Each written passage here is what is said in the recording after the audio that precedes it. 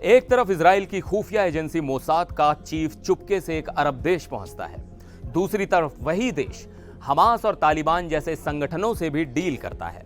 America का सबसे बड़ा मिलिट्री बेस भी वहीं है और ईरान से उसकी गहरी दोस्ती भी है। यह कौन सा देश है जो एक ही समय में दोस्त और दुश्मन दोनों के साथ चाय पीता है? यह कहानी है उस छोटे से रेगिस्तानी देश की जो आज दुनिया का सबसे बड़ा सुपर ब्रोकर बन गया है। एक ऐसा देश जिसे दुनिया का डिप्लोमेटिक इमरजेंसी नंबर कहा जाने लगा है। यह कहानी है कतर की। नमस्कार, मैं हूं सिद्धार्थ प्रकाश। पिछले हफ्ते जब इजराइल की स्पाई एजेंसी मोसाद के चीफ डेविड बार्निया कतर पहुंचे तो पूरी दुनिया में हलचल मच गई। मकसद था गाजा में रुकी हुई शांति वार्ता को फिर से शुरू करना। अब सवाल यह उठता है कि इजराइल और फिलिस्तीन के इस झगड़े में मिस्र का होना तो समझ में आता है क्योंकि वो पड़ोसी है, लेकिन हजारों किलोमीटर दूर बैठा ये छोटा सा देश कतर इस मामले में मेन रेफरी क्यों बना हुआ है? इसका जवाब सिर्फ गाजा में नहीं बल्कि तालिबान से लेकर ईरान अमेरिका की सीक्रेट डील्स तक में छिपा है। आज हम जानेंगे कि कैसे 50 साल पहले गुमनामी के अंधेरे में डूबा एक देश आज दुनिया की सबसे बड़ी ताकतों के लिए गो टू मैन बन गया है।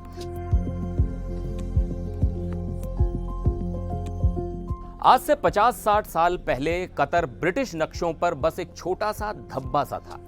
न तो इसके पास सऊदी अरब जैसा मक्का मदीना की धार्मिक ताकत थी, न ही मिस्र जैसा कल्चरल दबदबा। 1971 में आजादी मिलने के बाद भी ये एक शांत, दकियानूसी और अपनी ही दुनिया में मगन रहने वाला देश था।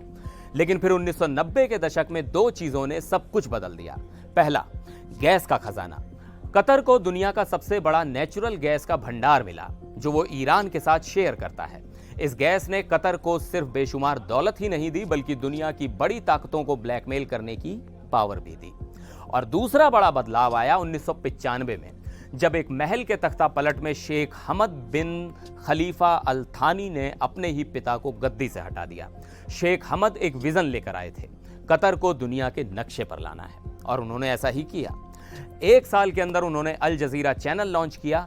यह कोई सरकारी भोंपू नहीं था, ये एक बेबाक, बिंदास और अक्सर विवादों में रहने वाला चैनल था जिसने अरब दुनिया की राजनीति की परिभाषा ही बदल दी। मोरक्को से लेकर मलेशिया तक कतर अब हर घर में पहचाना जाने लगा था। शेख हमद यहीं नहीं रुके, उन्होंने लंदन का मशहूर स्टोर हैरोड्स भी खरीद लिया। Football club Paris Saint Germain के मालिक बन गए। हॉलीवुड का प्रोडक्शन हाउस मिरामैक्स भी खरीद लिया और 2022 का फीफा वर्ल्ड कप होस्ट करने के राइट्स भी हासिल कर लिए।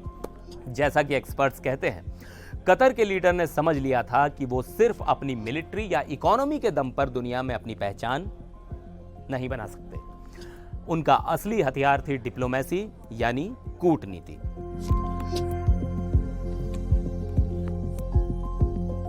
कतर का फंडा सिंपल था, सबसे दोस्ती, किसी से बैर नहीं। उन्होंने किसी एक का पक्ष लेने के बजाय सबसे रिश्ते बनाए, अमेरिका से भी, ईरान से भी, इजराइल से भी और हमास से भी, तालिबान से भी और भारत से भी। इस वजह से कुछ लोगों ने उन्हें एक समझदार और न्यूट्रल देश कहा तो कुछ ने उन्हें डबल डीलर यानी दोहरी चाल चलने वाला भी कहा। लेकिन उनकी ये ट्रिक काम कर गई। 2008 में उन्होंने लेबनान का 18 महीने पुराना राजनीतिक संकट खत्म करवाया। 2020 में उन्होंने अमेरिका और तालिबान के बीच ऐतिहासिक शांति समझौता करवाया और पिछले कुछ समय में तो कतर ने कमाल ही कर दिया है। गाजा के लिए शांति वार्ता, अमेरिका और वेनेजुएला के बीच कैदियों की अदला बदली, रूस से यूक्रेनी बच्चों की वापसी और यहां तक कि कांगो और रवांडा के बीच शांति डील भी करवाई है। कतर के लिए यह सिर्फ शौक नहीं बल्कि जिंदा रहने की मजबूरी भी थी। सोचिए, एक तरफ सऊदी अरब जैसा विशाल पड़ोसी, दूसरी तरफ ईरान जैसी बड़ी ताकत।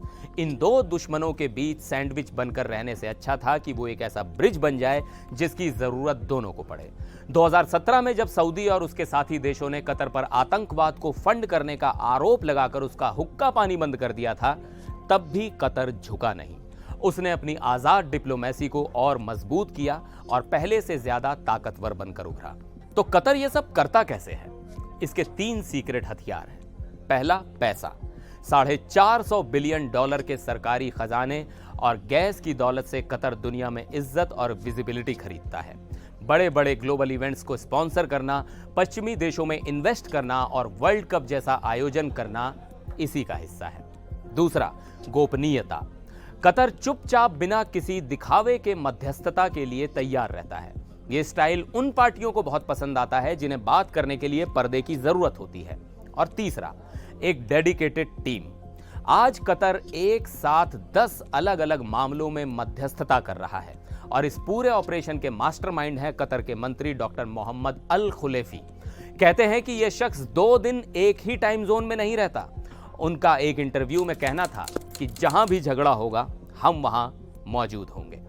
लेकिन इस न्यूट्रल रहने की एक कीमत भी है। कतर में अमेरिका का बहुत बड़ा एयरबेस है। यह उसे सुरक्षा तो देता है, लेकिन साथ ही उसे अमेरिका की राजनीति से भी बांध देता है। इसका एक खतरनाक उदाहरण हाल ही में देखने को मिला।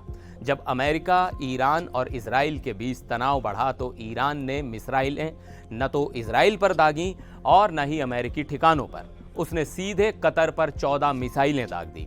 यह कतर की जमीन पर आधुनिक इतिहास का पहला सीधा सैन्य हमला था। लेकिन कतर ने क्या किया? उसने 13 मिसाइलें हवा में ही नष्ट कर दी। एक जो गिरी उससे कोई नुकसान नहीं हुआ। लेकिन कतर ने जवाबी हमला नहीं किया, वो इस हमले का घूंट पी गया। उसने ईरान को एक सांकेतिक जीत दी और डिप्लोमेसी को एक और मौका दिया। और नतीजा, कुछ ही घंटों में इजराइल ईरान के बीच सीज फायर हो गया, जिसकी मध्यस्थता कतर ने ही करवाई थी। तो कतर की कहानी एक छोटे देश के बड़े सपने की कहानी है। गैस की दौलत, स्मार्ट लीडरशिप और सबको साथ लेकर चलने की डिप्लोमेसी ने उसे आज दुनिया के मंच पर एक अहम खिलाड़ी बना दिया है। लेकिन सवाल अब भी वही है, क्या उसका ये न्यूट्रल रहने का दांव हमेशा काम करेगा?